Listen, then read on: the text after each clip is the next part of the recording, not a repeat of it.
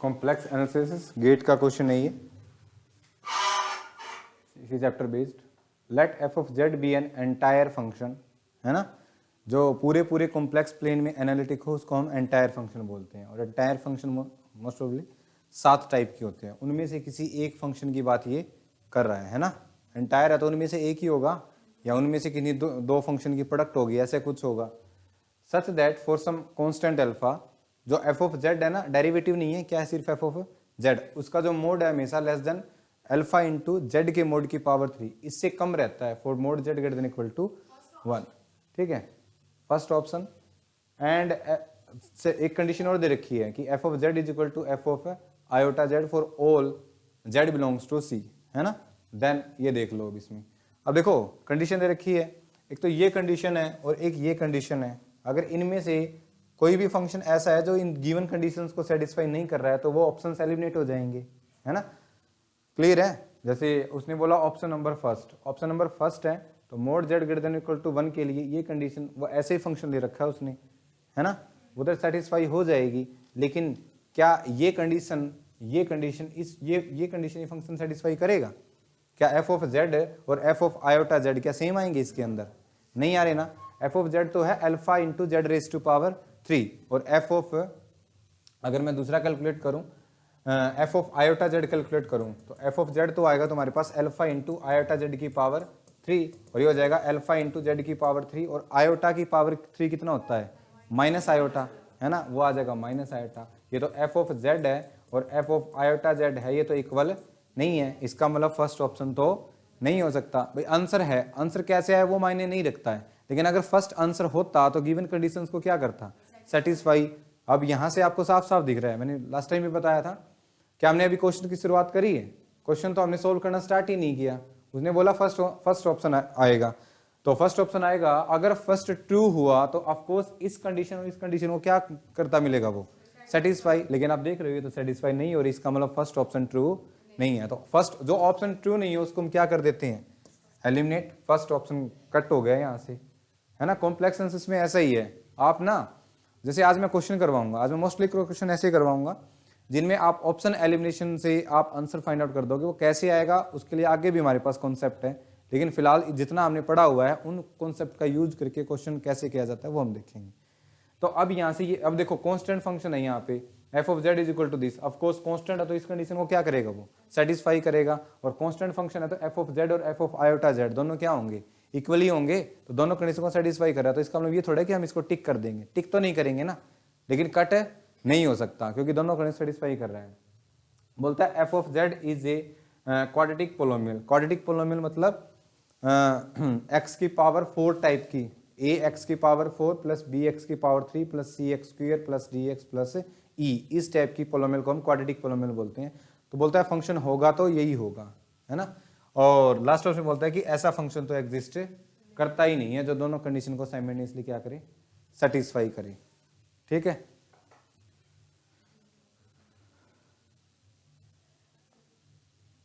तो इसका आंसर क्या आएगा, बी। क्या बी आंसर,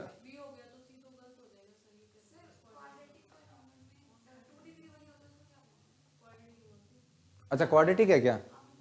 मैं आज क्लास में बाई क्वाड्रेटिक इक्वेशन पढ़ा के आया हूँ अलजेब्रा में।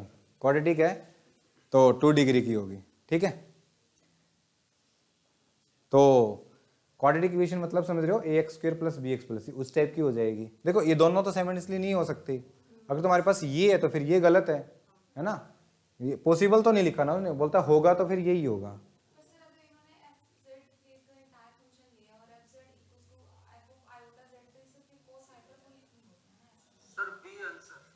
बी आंसर है, कैसे है बी आंसर? सर एक क्वाड्रेटिक पॉलीनोमियल अज्यूम कर लें अगर, और F of Z equal to F of i Z करें, तो उसमें जो कांस्टेंट टर्म है वो इक्वल होगी, बाकी तो सारी इक्वल नहीं होंगी। ठीक है, एक बात बताओ मुझे, वो तो ठीक है इक्वल होगी नहीं होगी, अगर मैं क्वाड्रेटिक इक्वेशन ले भी लेता हूँ तो यहाँ पे क्वाड्रेटिक इक्वेशन यहाँ पे 3 पावर है, तो जरूरी थोड़ा ये कंडीशन सेटिस्फाई हो, नहीं समझ आया। अगर एक क्वाड्रेटिक इक्वेशन है, क्वाड्रेटिक इक्वेशन तो a z square plus b z plus c type की होगी। अब यहाँ से देखो लीडिंग टर्म क्या है, जेड स्क्वायर, मैं जेड की पावर कुछ भी लूंगा तो चलो हो जाएगी वो तो, है ना, जेड स्क्वेयर लेंगे ना तो यहाँ पे ज़्यादा है, अगर यहाँ से ग्रेटर होता तो फिर वो गलत हो जाता है ना।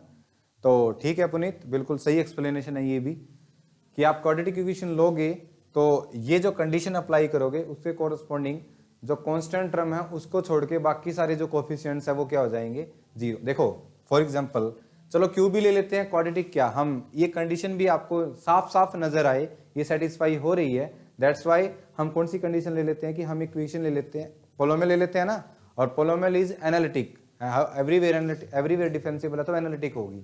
तो if I can write, if I take F of Z is equal to, उसको अच्छे से close, F of Z is equal to A naught plus A one Z plus A two Z square और plus A three Z की power 3, ये मैंने ले ली एक polynomial. Polynomial function is entire function, तो I can choose this. Is that clear? अब ये जो पोलिनोमियल है जेड की पावर 3 है, ऑफ कोर्स किसी अल्फा के लिए इस कंडीशन को क्या कर देगी, सेटिस्फाई, क्योंकि लीडिंग जो टर्म है वो क्या है, जेड की पावर 3 है, जेड क्यूब है। अब यहां से अगर हम इस कंडीशन को भी, ये फंक्शन है ये इस कंडीशन को क्या करना चाहिए, सेटिस्फाई। अगर मैं यहां से लूंगा F of Z is equal to F of iota Z, तो एफ ऑफ जेड तो ऑलरेडी आ चुका है, अगर मैं F of iota Z calculate करूंगा तो ये जगह तुम्हारे पास ए नोट तो as it is plus Z की जगह क्या आ जाएगा, ए वन आयोटा जेड, है ना। और यहां से करूंगा तो ये क्या है, आयोटा जेड, आयोटा का स्क्वायर कितना हो गया, -1, तो ये हो जाएगा प्लस की जगह क्या हो जाएगा, minus A two Z square. Is that clear? और यहां से कितना हो जाएगा, आयोटा की power 3 minus A3 iota into Z की पावर 3। अब ये दोनों क्या गिवन है तुम्हें, इक्वल गिवन है ना, इक्वल गिवन है तो I can write it as difference of f of Z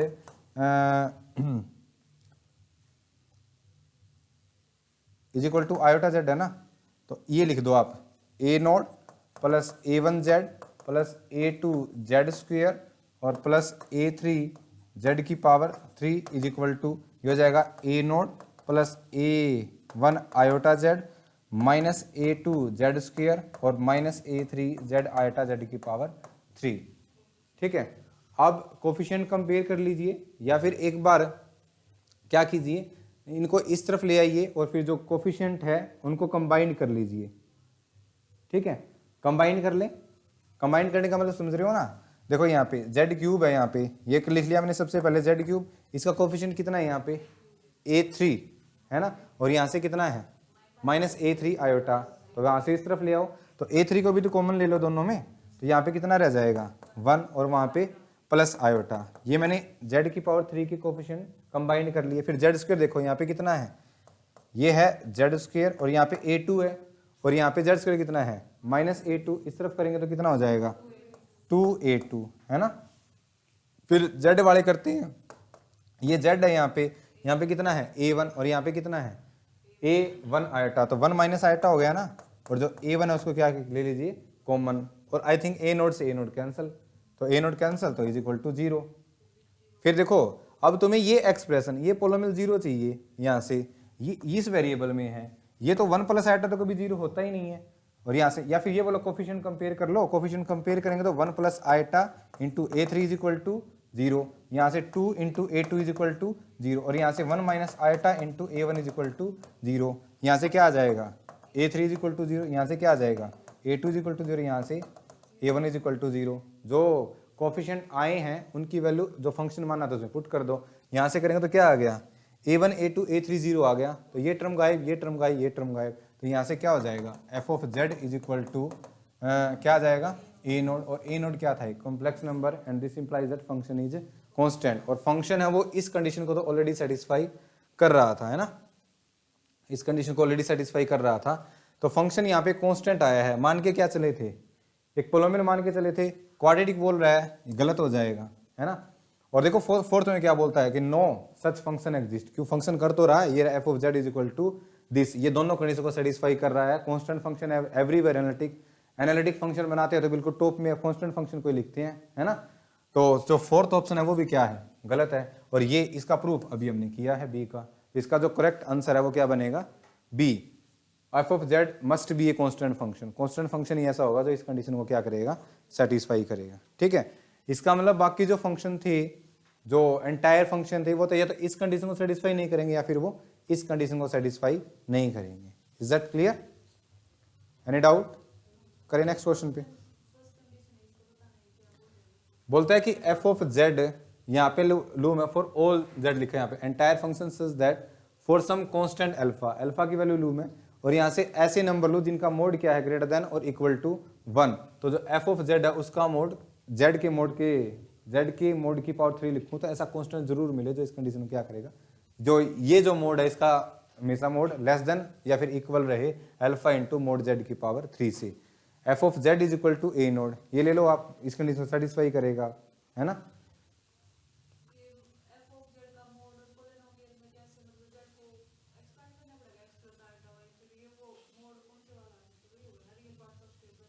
हाँ रियल पार्ट का देखो, यहाँ पे देखो, यहाँ अगर मैं पोलोमिल लूंगा, पोलोमिल लिखने के बाद तुम्हें पता होगा रियल में भी करते हैं हम, कोई भी एक पोलोमिल है उसका बिहेवियर लीडिंग टर्म डिसाइड करती है ना।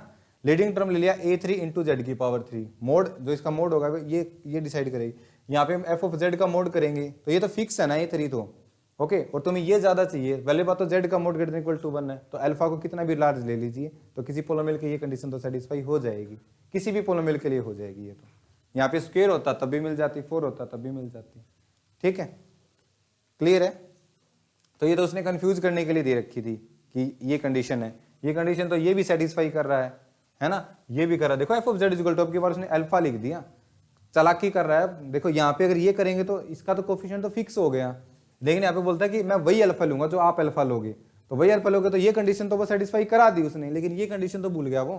तो दैट्स व्हाई ये जो ऑप्शन फर्स्ट है इसकी वजह से गलत हुआ या फिर इसकी वजह से, सेकंड की वजह से, ये तो उसने मैच करवा दिया और बच्चा ने जिसने भी इसको पिक किया उसने ये पिक कर लिया, बोलते ये तो ठीक है, ऐसा मैच हो रहा है, ये सेटिस्फाई है, ये देखा ही नहीं साथ में, उसका गलत हो गया आंसर।